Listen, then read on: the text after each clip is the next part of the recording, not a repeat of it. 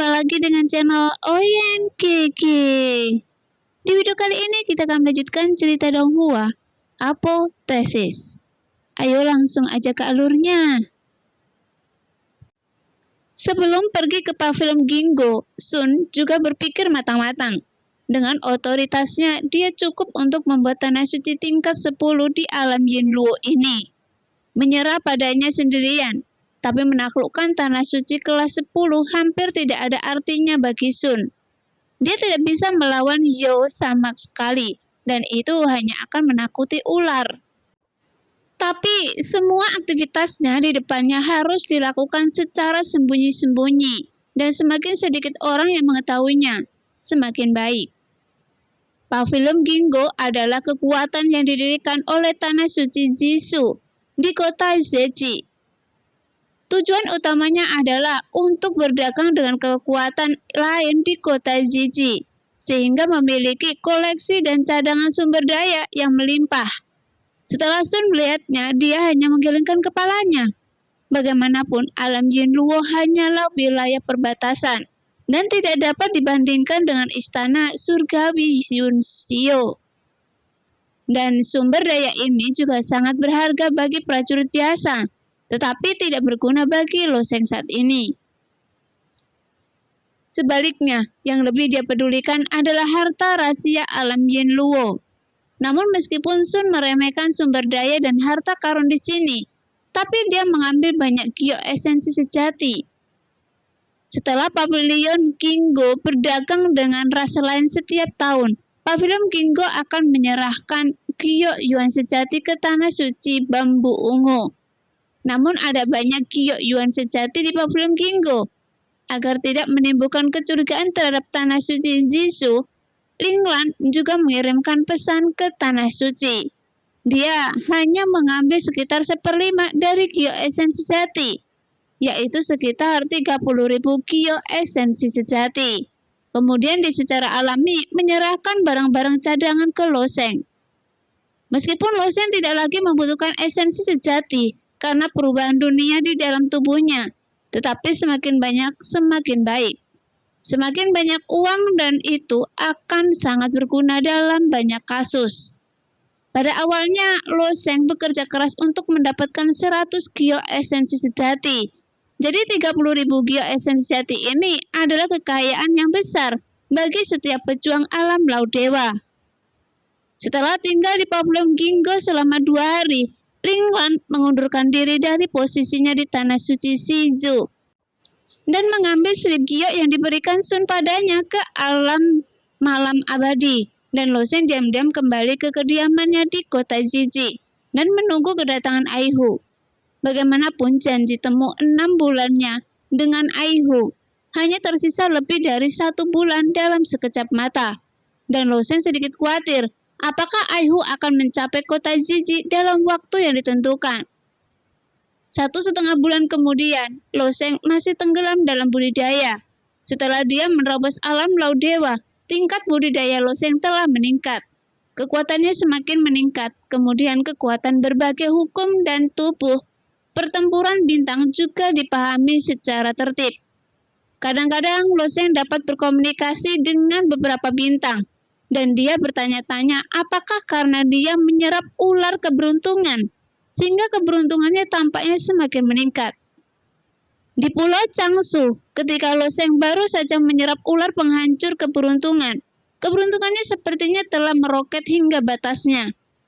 Pada saat itu, dia benar-benar menjadi kesayangan seluruh dunia, dan seolah-olah semua keinginannya terkabul. Namun keadaan itu tidak berlangsung lama. Mungkin hanya beberapa jam saja. Selanjutnya, keberuntungannya tampaknya telah kembali ke tingkat normal atau sedikit meningkat. Namun keberuntungan agak sulit diukur dengan tolak ukur. Jadi Lo Sheng juga tidak yakin.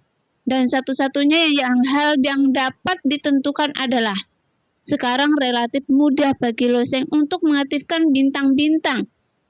Dari titik ini, Lo Sheng dapat menilai bahwa keberuntungannya telah sedikit berubah. Namun Lo Sheng juga bermasalah sekarang, yaitu energi kacau di tubuhnya masih belum menunjukkan tanda-tanda pencairan. Secara logika, ketika seorang pejuang menerobos alam laut dewa, esensi sejatinya sudah mulai berubah menjadi lautan dewa. Tetapi energi kekacauan masih seperti asap yang mengepul, bergulung di dantiannya. Namun tidak ada penjelasan untuk situasi ini dalam teknik rahasia kekacauan. Sang master hanya berspekulasi bahwa energi kekacauan pada awalnya sama dengan esensi sebenarnya, dan juga dapat diubah menjadi lautan kekacauan. Tapi spekulasi master salah. Setidaknya pada langkah ini terjadi kesalahan. Transformasi laut dewa dari esensi sejati adalah dengan menampakkan esensi sejati hingga ekstrim. Dan kemudian fenomena transformasi laut dewa akan terjadi. Tetapi energi kekacauan itu sendiri sulit untuk dihasilkan. Benda ini tidak dapat diisi ulang dengan menyerap energi sebenarnya dari dunia luar. Energi kekacauan itu sendiri dihasilkan relatif lambat, tapi saya tidak tahu bagaimana cara mengompresnya. Dalam beberapa hari terakhir, untuk mengatasi masalah ini, Losen juga merutkan kening dan sesekali dia keluar jalan-jalan untuk bersantai, berharap mendapat kesempatan pencerahan. Setelah memikirkannya, Losen sering berkomunikasi dengan King Long. Namun King Long dianggap sebagai anggota klan naga sejati yang berpengetahuan luas. Tetapi ketika dihadapkan dengan masalah Losen, dia tampaknya tidak memiliki solusi sama sekali. King Long akrab dengan masalah sistem Yuan sejati, dan naga merah akrab dengan sistem pemurnian tubuh. Kedua naga ini masing-masing ahli dalam hal yang berbeda, tetapi metode rahasia kekacauan mereka tidak pernah mendengarnya. Tapi King Long memberi saran, dan saran itu sangat diminati Losen. Ketika Losen berada di wilayah timur, dia telah memperoleh salinan teknik klan iblis yang disebut tinju dewa iblis surgawi. Itu juga memainkan peran yang sangat penting. Ketika dia pertama kali memulai seni bela diri, dalam pandangan King Long, meskipun niat dan gerakan tinju yang terkandung dalam tinju dewa iblis surgawi tidak layak untuk disebutkan, tetapi dewa iblis surgawi telah dikembangkan oleh Losen. Dengan tinju dewa iblis surgawi, dia dapat melahap energi dan diubah menjadi kekuatannya sendiri. Meskipun Losen telah berlatih teknik itu, tapi dia telah meninggalkan tinju dewa iblis surgawi. Dan sekarang King Long menyebutkannya lagi, dan itu memang memberi Losen sebuah ide. Meskipun King Long tidak tahu alasan mengapa Losen tidak dapat mengubah energi kekacauan menjadi laut dewa. Dan sekarang dapat disimpulkan bahwa kemungkinan energi kekacauan tidak mencukupi. Jadi King Long memberikan ide yang berani untuk membiarkan Losen menggunakan teknik mental yang direkam dalam tinju dewa iblis surgawi. Memberikan energi kekacauan dengan kemampuan untuk melahap. Setelah mendengar ide ini, mata Losen juga sedikit bersinar. Karena tidak ada seorang pun yang berhasil menempuh jalan yang dia ambil sekarang. Dia harus menjelaskan semuanya sendiri. Bahkan jika dia membuat kesalahan, dia bisa memulai dari awal. Lagi pula, Losen telah menyaksikan tuannya bepergian dalam kekacauan. Dan dia samar-samar mengetahui bahwa teknik rahasia kekacauan itu sendiri telah melampaui dunia ini, yaitu telah melampaui aturan dunia ini sendiri. Jadi, jika Losen masih berpegang pada aturan, maka dia sedikit bertele-tele. Memikirkan hal ini, Losen tidak menunda sama sekali dan mulai berlatih sesuai dengan metode mental yang dicatat dalam tinju dewa iblis surgawi. Lagi pula, ada presenden yang menggunakan energi kekacauan untuk mengaktifkan teknik lain. Misalnya, kekuatan hukum yang diaktifkan oleh energi kekacauan, kekuatan juga meningkat pesat. Jika itu dapat dihasilkan, maka Losen masih memiliki harapan yang sangat kuat. Saat Losen mengedarkan teknik mental dalam tinju dewa iblis surgawi, energi kekacauan di tubuhnya juga mengepul, dan jejak energi kekacauan diekstraksi dari dantian oleh Losen, mengalir di sepanjang meridian Losen dan akhirnya meledak di ujung jari Losen. Energi kacau abu-abu tampaknya merupakan bahan kimia yang kaya, asap yang belum terbuka dan tertinggal di tangan Losen. Jejak energi kacau ini dipicu oleh metode mental itu. Tapi saya tidak tahu apakah itu memiliki karakteristik menelan. Wajah Lo Sheng sedikit gugup, tetapi dalam sekejap kegugupan itu benar-benar hilang. Dan pada saat yang sama, dia tersenyum bodoh dan berkata, "Bahkan jika saya gagal, Anda masih dapat menemukan cara lain. Mengapa saya harus gugup?" Memikirkan hal ini, dia mengulurkan tangannya dan mengeluarkan batu esensi sejati berkualitas tinggi. Kemudian esensi sejati yang kaya terikat dalam cangkang batu kecil itu. Dan Lo Sheng tidak secara langsung menghancurkan batu esensi sejati. Dia hanya menggunakan jari-jarinya untuk mendorong keluar lubang kecil di cangkang batu esensi sejati. Pada saat ini, Lo Sheng menembus energi kacau dari ujung jarinya ke dalam batu esensi sejati, menatap batu esensi sejati. Tidak berguna.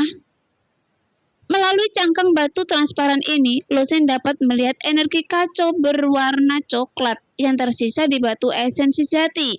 Itu tidak menyatu dengan esensi sejati putih di batu esensi sejati, dan itu juga tidak memiliki kekuatan melahap esensi sejati itu. Melihat itu, Lo Sheng merutkan bibirnya, dan sepertinya dia masih terlalu naif. Tapi ketika Lo Sheng hendak memasukkan batu esensi sejati ke dalam cincin Sumeru, seluruh batu esensi sejati tiba-tiba meledak di depan Lo Sheng.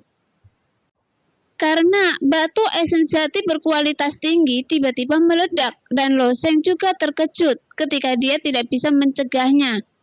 Setelah batu esensi sejati kualitas terbaik tiba-tiba meledak, esensi sejati di dalamnya tidak tergagap, tetapi digantikan oleh beberapa gumpalan energi kekacauan. Kemudian, setelah Lo Sheng menuangkan seberkas energi kacau ke dalam cangkang batu, tiba-tiba energi kekacauan telah meningkat beberapa kali lipat.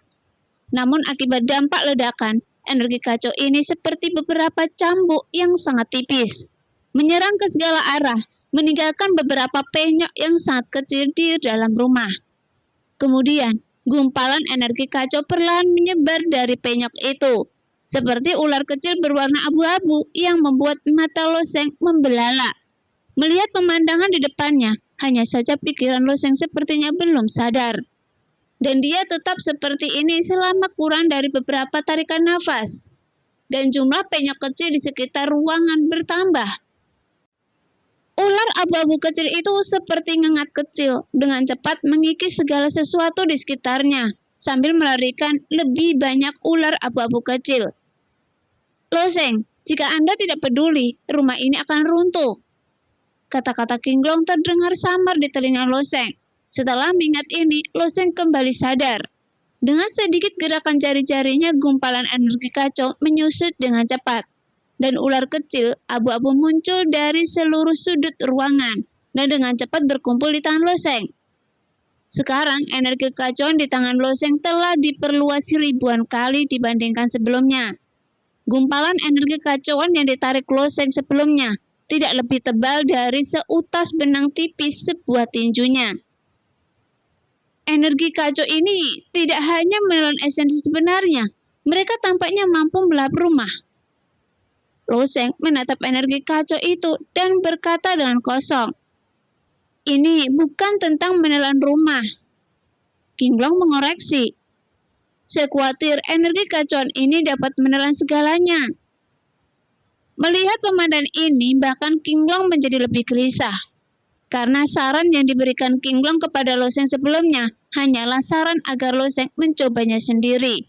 Dan kemungkinan kegagalan jauh lebih besar daripada kemungkinan sukses. Bagaimanapun, dia telah hidup selama bertahun-tahun yang tak terhitung jumlahnya, dan telah melihat terlalu banyak jenis teknik. Ketika Lo Sheng pertama kali masuki sekte King Yun untuk memilih teknik, King Long menghafal tinju Dewa Iblis Surgawi, yang sebenarnya memungkinkan esensi hati memiliki kemampuannya untuk menelan, dan karakteristik awalnya sangat unik, tetapi asal-muasal teknik ini belum ditemukan. Bahkan perlu diselidiki apakah teknik ini diwarisi dari klan iblis. Namun Lo Sheng sering berlari, hampir tanpa henti, dan dia tidak punya waktu untuk mempelajari asal-muala teknik ini. Sampai hari ini, King Long telah memberikan nasihat ini, tetapi dia telah dengan sempurna mengintegrasikan karakteristik esensi jati iblis surgawi dalam tinju dewa iblis surgawi ke dalam energi kekacauan. Selain itu, karakteristik melahap dari energi kekacauan ini lebih mendominasi daripada esensi sejati. Bahkan, tak hanya bisa melahap hakikat sebenarnya, dia bahkan langsung menelan rumahnya, sehingga bahkan King Long tidak bisa tidak kagum. Melihat itu, wajah Lo Sheng menjadi lebih kaya setelah mengalami masa lesu, dan wajahnya menunjukkan ekspresi ekstasi, karena upaya ini mungkin merupakan sesuatu yang bahkan tidak diharapkan oleh gurunya. Lagi pula, ketika sang master menulis teknik rahasia kekacauan, dia hanya berspekulasi bahwa mengolah energi kekacauan akan sama dengan seorang pejuang yang mengolah energi sejati setelah menerobos alam laut dewa, mengubah lautan kekacauan. Dia mungkin masalah pencarian gas kekacauan diabaikan. Memikirkan hal ini, mata Lo Sheng bersinar. Dia mengulurkan tangan dan menunjuk dengan ringan, dan energi kacau di depan Lo Sheng tiba-tiba terbang menuju meja persegi di satu sisi sudut. Segera awan energi kacau tenggelam langsung ke tengah meja persegi, dan lubang bundar seukuran kepalan tangan tiba-tiba muncul di atas meja persegi. Di bawah kendali Lo Sheng, energi kekacauan terus mengalir di sepanjang meja persegi. Nafas abu-abu itu seperti monster yang tak terlihat. Ketika Lo Sheng memulihkan energi kekacauan lagi, ukuran kelompok energi kekacauan ini menjadi lebih besar lagi. Menariknya, Anda hanya perlu terus memasukkan material dan membiarkan energi chaos ditelan dengan cepat. Setelah energi kekacauan di dalam tubuh mengembun sampai batas tertentu, energi tersebut dapat dicairkan dan diubah menjadi laut. Meskipun proses ini memang agak merepotkan, sepertinya pejuang lain lautan dewa secara alami akan mencair. Tetapi Lo Sheng harus mengeluarkan cara seperti itu. Tetapi baginya ini bukan hal yang baik. Karena dia dapat menggunakan segala sesuatu sebagai energi kekacauan dan sumber kekacauan, maka energi kekacauan di tubuh Lo Sheng tidak akan pernah habis, dan ruang imajinasi akan menjadi sangat besar. Pada saat ini, pintu kamar dibuka dan Mingsu yang masuk dengan sepoci teh.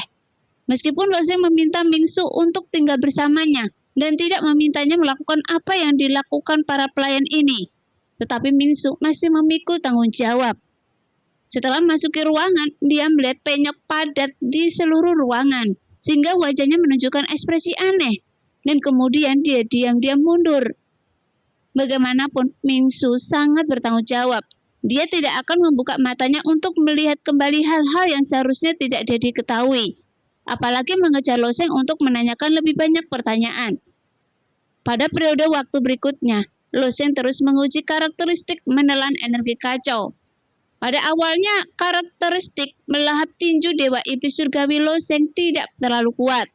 Meskipun esensi jati biasa dapat ditelan secara langsung, jika bertemu dengan objek imajiner, kecepatan menelan akan sangat berkurang.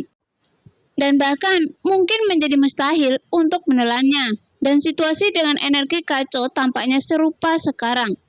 Sama seperti meja, kursi, dan bangku biasa, mereka melahapnya dengan sangat cepat.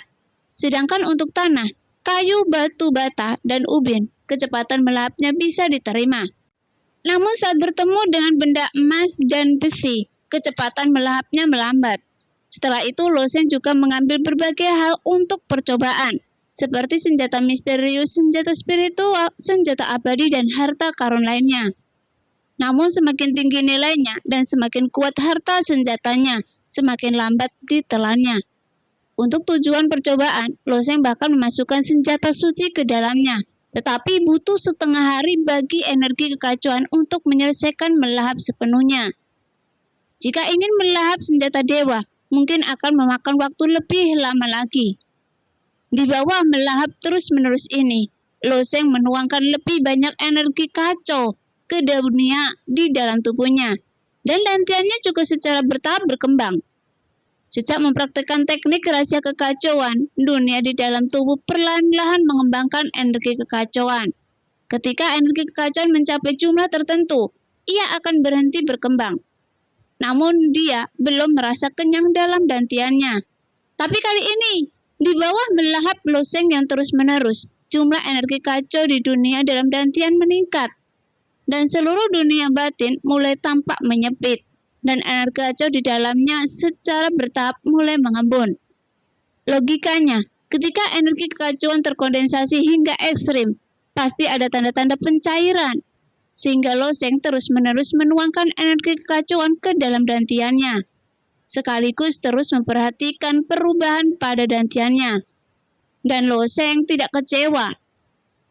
Segera, loseng melihat di suatu tempat di dunia batin, di mana sekelompok energi kacau terkondensasi bersama, membentuk massa coklat yang segera tenggelam ke dalam dunia batin.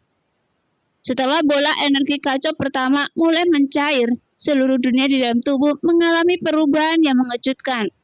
Saat bola cair coklat terus mencair, tepi laut dewa mulai terbentuk, dan proses pencairan ini berlangsung selama 6 hari. Setelah 6 hari, lautan coklat perlahan berfluktuasi di dunia batin loseng. Meskipun dia telah menembus 10 kesengsaraan surgawi kecil, dia telah masuki alam laut dewa. Bagaimanapun membuka laut dewa merupakan pejuang alam laut dewa sejati. Namun dibandingkan dengan yang lain, sisi laut dewa miliknya agak istimewa. Energi kekacauan yang terus menggulir itu bisa ditelan seluruhnya jika dia diberi waktu.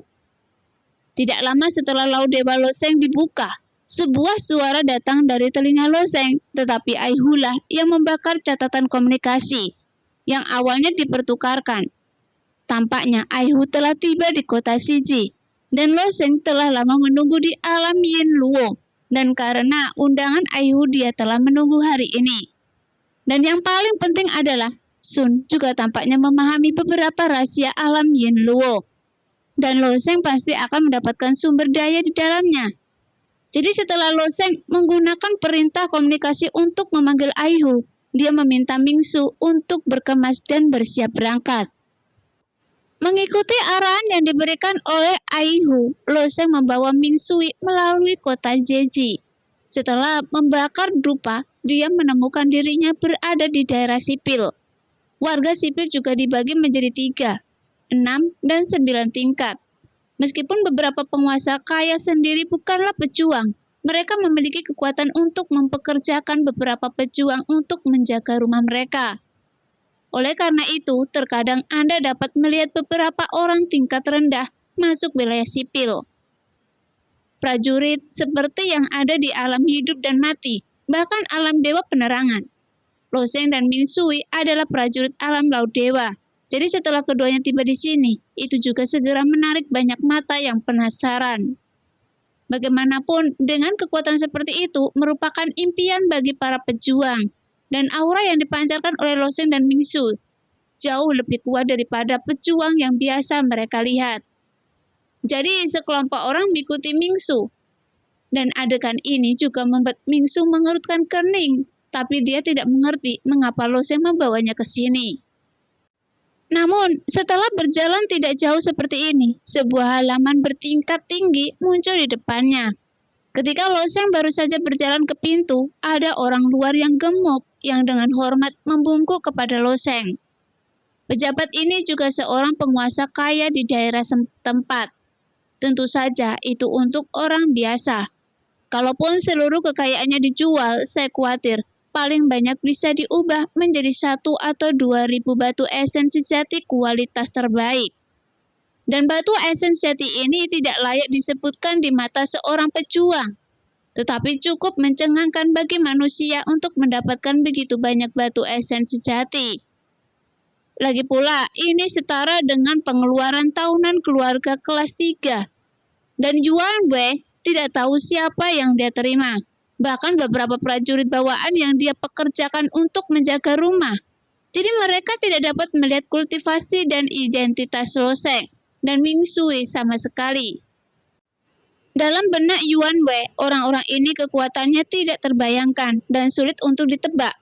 Untungnya, meskipun orang ini adalah manusia, dia sangat cerdik. Jadi selama periode ini tidak peduli siapa yang datang. Selama mereka adalah pejuang, dia akan dengan hormat memperkenalkan mereka ke rumahnya. Pada saat yang sama, dia akan mengevakuasi semua istri dan anak-anaknya ke tempat lain di kota Zizi, dan hanya menyisakan sekelompok orang pelayan di sini untuk mengurus situasi. Mengetahui bahwa orang kuat seperti itu dapat menghancurkan fondasi yang telah dia bangun dengan susah payah selama beberapa dekade hanya dengan satu jari, dan tidak mungkin ada orang yang bisa membantunya.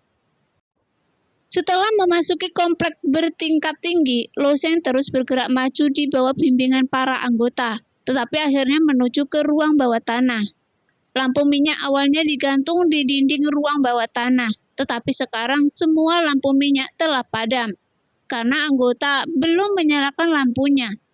Orang-orang besar di ruang bawah tanah mengatakan bahwa mereka tidak akan menyalakan lampu, dan bahkan jika mereka memberi anggota 10.000 keberanian, dia tidak akan berani. Karena sekarang orang asing ini hanya ingin mereka segera pergi. Dia tidak tahu tujuan orang-orang ini, tapi dia takut. Jika dia gagal menyapa mereka sedikit pun, kekayaan keluarga yang dikumpulkan oleh nenek moyangnya selama 3 generasi kerja keras akan hancur dalam satu hari. Setelah berjalan menyusuri ruang bawah tanah yang remang-remang, Lo Sheng akan menemukan tempat terbuka dengan meja bundar diletakkan di dalamnya. Dan di sekeliling meja bundar tersebut ada sekitar 7 atau 8 orang yang duduk. Dan orang-orang ini mencoba yang terbaik untuk menutupi budidaya mereka.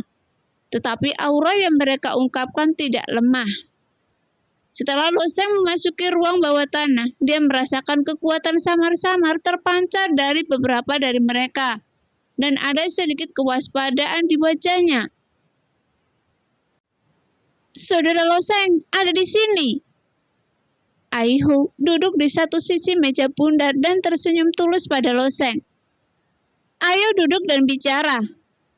Meski cahaya di sini redup, namun hal itu bukanlah halangan bagi para pejuang setingkat mereka.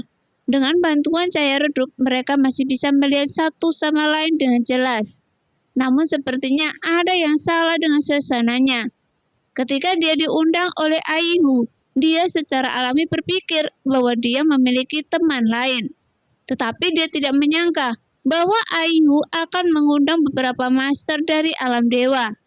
Dan dia tidak dapat merasakan kebaikan sedikit pun dari orang-orang ini. Tepat ketika Lo Sheng dan Ming Xiu hendak duduk di kursi yang disediakan di meja bundar, salah satu dari mereka berkata dengan nada menghina, Ai Hu, mengapa Anda perlu membawa orang seperti itu untuk menjelajahi istana bawah tanah Yin Luo? Keduanya hanya pecundang. Mendengar ini, alis Lo Sheng tiba-tiba berkerut, karena dia mendengar Ai Hu berkata sebelumnya bahwa dia adalah satu-satunya tokoh kunci yang mengetahui tentang harta rahasia alam Yin Luo. Dan penjelajahan ini seharusnya dipimpin oleh Ai Hu.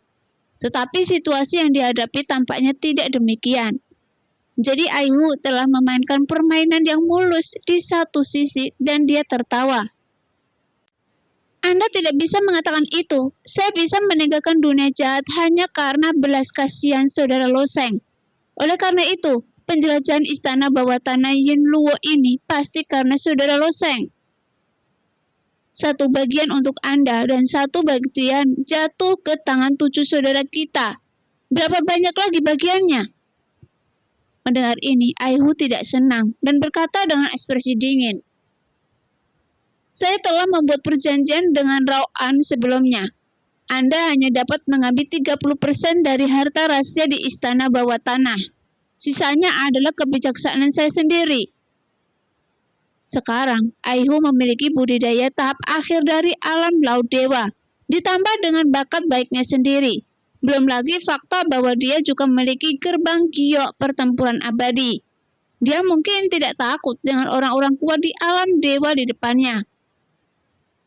30%? Anda baru saja memimpin. Apakah Anda benar-benar berpikir Anda dapat mengambil 70%? Jadi kualifikasi apa yang Anda miliki? Ai Hu mengangkat alisnya yang tebal dan matanya bersinar seperti kilat.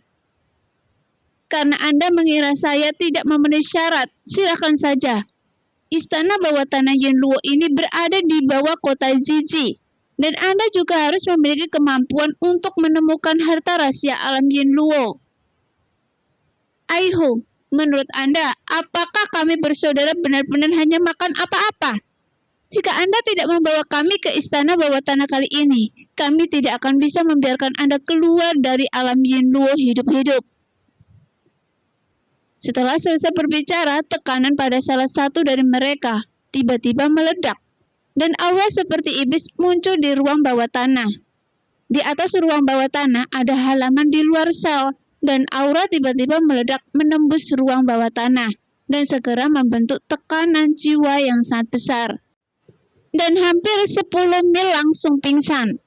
Menghadapi tekanan jiwa yang begitu kuat, Aihu tetap tenang, sementara mata Loseng acuh tak acuh. Mungkin untuk prajurit alam laut dewa biasa, yang kuat di alam dewa mungkin tidak terkalahkan.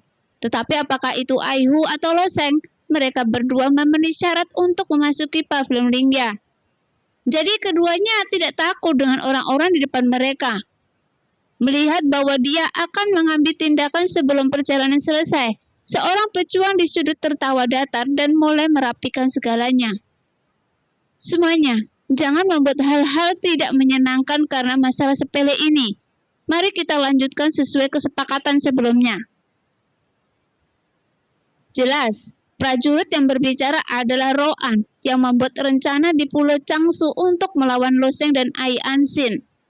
Pada awalnya, Aihu berjanji pada Roan bahwa jika Roan dapat membantunya mendapatkan kebebasannya, dia dapat menggunakan 3 komponen harta rahasia alam Yin Luo untuk memperkaya dirinya.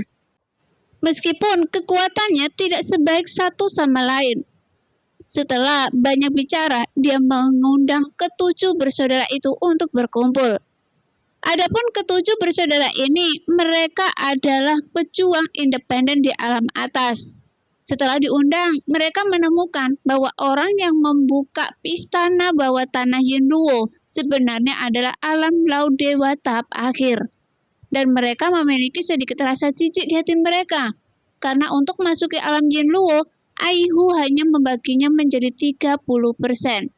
Yang tentu saja jauh dari cukup. Dan mereka tidak menyangka selain Roan dan ketujuh saudaranya, Aihu juga mengundang Loseng.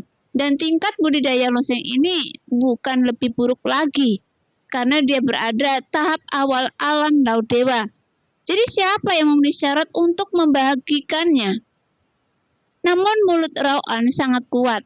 Setelah beberapa pujukan, situasi antara kedua pihak untuk sementara mereda. Meskipun ketujuh bersaudara itu tidak ingin Loseng menjelajahi istana bawah tanah Yin Luo bersama-sama. Hanya Aihu yang tahu cara masuk ke istana bawah tanah. Di bawah pujukan Roan, mereka hanya dapat menahan momentum sengit untuk saat ini. Aihu awalnya memiliki temperamen yang berapi-api, tapi dia selalu menjadi orang yang menepati janjinya dan menepati sumpahnya. Sejak dia berjanji pada Roan, dia hanya bisa mengesampingkan perselisihan sekarang dan berkata, kompleksitas istana bawah tanah Yin Luo ini jauh melampaui seperti yang Anda bayangkan. Sebelum memasuki istana bawah tanah, setiap orang perlu melakukan beberapa persiapan. Hanya setelah semuanya selesai, kita dapat berangkat. Dan persiapan yang disebut Aihu adalah untuk melawan energi dunia bawah di istana bawah tanah. Setelah Aihu merencanakan beberapa saat, semua orang meninggalkan rumah, pergi ke kota Ziji untuk berbelanja, dan kemudian berkumpul di tempat yang ditentukan oleh Aihu. Oke deh kakak, sampai di sini dulu cerita kali ini. Terima kasih yang sudah selalu mendukung channel Mimin. Semoga kakak semua selalu dalam keadaan sehat dan dilancarkan rezekinya. Amin.